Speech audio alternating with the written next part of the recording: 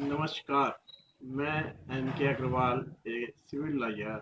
आज आपसे किराएदारी के विषय में बात करने जा रहा हूँ। जैसा कि सभी जानते हैं कि जब एक व्यक्ति दूसरे व्यक्ति की अचल संपत्ति जैसे दुकान, मकान, भवन, खाली प्लॉट को अपने किसी कारोबार या रहने के लिए या किसी अन्य प्रयोजन के लिए देता है, तो उसे उसकी कीमत अदा करनी पड़ती है। जो कीमत अदा की जाती है उसको हम किराया किराया कहते हैं। ये किराए पर लेते समय एक लीज एग्रीमेंट का भी निष्पादन होना आवश्यक है। एक लीज एग्रीमेंट का लिखा जाना भी आवश्यक है। इस लीज एग्रीमेंट में कुछ ऐसी शर्तें होती हैं जिसकी जानकारी दोनों पक्षों को भी होनी जरूरी है। लेकिन आमतौर से ये देखा गया है कि लोग उन शर्तों को नज़रअंदाज कर देते हैं, उन शर्तों को नहीं समझ पाते हैं, उन शर्तों को नहीं पढ़ पाते हैं और एक एग्रीमेंट ऑफ लीज अर्थात लीज एग्रीमेंट यानी हिंदी में एक किरायनामा तहरीर करा लेते हैं। तहरीर किरायनामा तहरीर कराने के लिए लीज एग्रीमेंट दिखाने के लिए ये आवश्यक है कि लीज कितने समय के लिए ली जा रही है। अगर लीज 1 साल या 1 साल से अधिक समय के लिए ली जाती है, यानी किराएदारी 1 साल से अधिक समय के लिए कायम की जाती है या बनाई जाती है, तब लीज एग्रीमेंट एक प्रिस्क्राइब्ड स्टाम्प पर, जो नियत है स्टाम्प किराएदारी के लिए, किराएदारी के एग्रीमेंट के लिए, उस स्टाम्प पर उसका लिखा जाना आवश्यक है। उस स्टाम्प पर वो तमाम शर्तें भी लिखी जाती हैं जो इस संबंध में आवश्यक है, जिससे दोनों पक्षों को पालन भी करना होता है और वो आगे के लिए भविष्य में काम भी देती है। इस लीज एग्रीमेंट पर जो स्टाम्प पर लिखा गया है उस पर दोनों पक्षों के दस्तखत होते हैं। दोनों पक्षों का मतलब है कि जो किराए पर देने वाला है और जो किराए पर देने वाला है।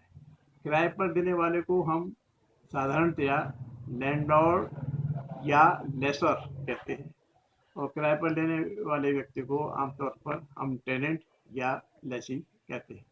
ये एग्रीमेंट हो जाने के बाद ये किराएदारी जब भी वैलिड होगी जब इसको पंजीकृत करा दिया जाएगा। अगर ये एग्रीमेंट जो आप स्टाम्प पे लिखा गया है उसको पंजीकृत नहीं कराया जाता है तो वह मान्य नहीं होगा। अब जो शर्तें हैं वो शर्तें कानून में प्रोवाइडेड हैं।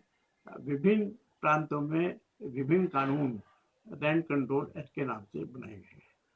अब मैं ये बता दूं कि उस कानून के तहत जो विभिन्न प्रांतों में रेंट कंट्रोल एक्ट बनाए गए हैं वो इस उद्देश्य से बनाए गए हैं कि किराएदारों का उत्पीड़न न हो सके। साथ ही साथ लैंडलॉर्ड यानी भवन स्वामी के हितों का भी ध्यान रखा गया है कि उनके साथ कोई अन्याय न कर सके। इस सूरत में इसके रेंट कंट्रोल एक्ट में 2 प्रावधान विशेष हैं।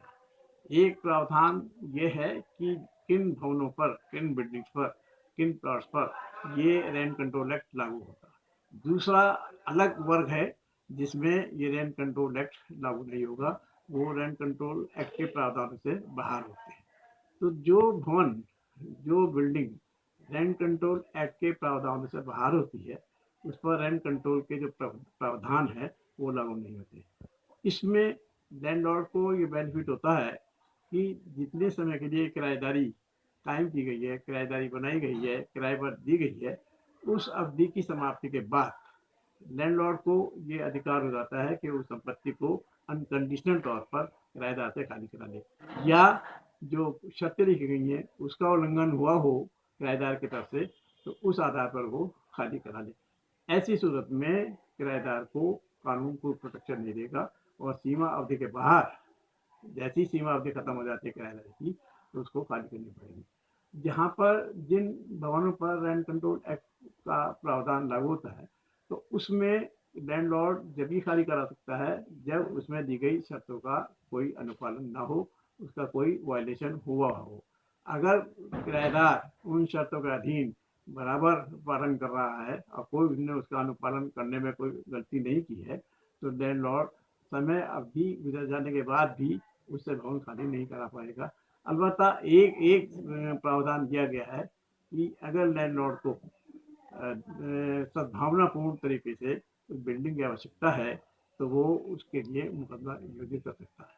ये बात बड़ी इम्पोर्टेंट है कि जिस भवनों पर रेंट कंट्रोल एक्ट लागू होता है उन भवनों पर अगर किराएदारी की अवधि समाप्त भी हो गई है तब भी टेनेंट जो है आगे तक किराया देता रहेगा और लैंडलॉर्ड को ये हक होगा कि जैसी किसी कंडीशन का उल्लंघन हो तो वो उसके लिए मुकदमा दायर कर बेदखली का मुकदमा कर सकता है। एक बात महत्वपूर्ण ये है कि कोई भी किराएदार को कोई भी लैंडलॉर्ड ज़बरदस्ती बेदखल नहीं कर सकता। यानी किसी भी दशा में अगर किराएदार की किराए की अवधि किराएदारी की अवधि समाप्त भी हो गई है तब भी लैंडलॉर्ड को ये अधिकार नहीं है कि वो अपनी मर्जी से ज़बरदस्ती किराएदार से भवन खाली करा दे, बल्कि उसको न्यायालय में जाना ही पड़ेगा। दूसरी बात ये है, दूसरी इम्पोर्टेंट बात ये है कि अगर टेनेंट की डेथ हो जाती है तब भी उसके जो वारिसान हैं वो ऑटोमेटिक रूप से उसके किराएदार में रहेंगे। इसी प्रकार लैंडलॉर्ड की अगर डेथ हो जाती है तो ऑटोमेटिक उसके वारिसान उसके मालिक हो जाएंगे। आगे किस प्रकार से ये उनको किराएदार को बेदखल किया जा सकता है, किस प्रकार मकान मालिक या भवन मालिक अपनी सद्भावनापूर्ण तरीके से बिल्डिंग को खाली कराया जा सकता है, या क्या क्या कंडीशंस हैं जिनका उल्लंघन करने पर किराएदार को खाली करनी पड़ेगी, ये विभिन्न प्रांतों में विभिन्न कंडीशन दिखाई गई है जिनका अध्ययन करना ज़रूरी है। इसलिए मेरा कहना यह है कि जब लीज एग्रीमेंट तैयार किया जाए, एग्जीक्यूट किया जाए, तभी तमाम कंडीशंस को समझ लेना चाहिए और ये खास तौर से समझ लेना चाहिए कि किस भवन पर रेंट कंट्रोल एक्ट के प्रावधान लागू होते हैं अथवा नहीं होते। Thank you.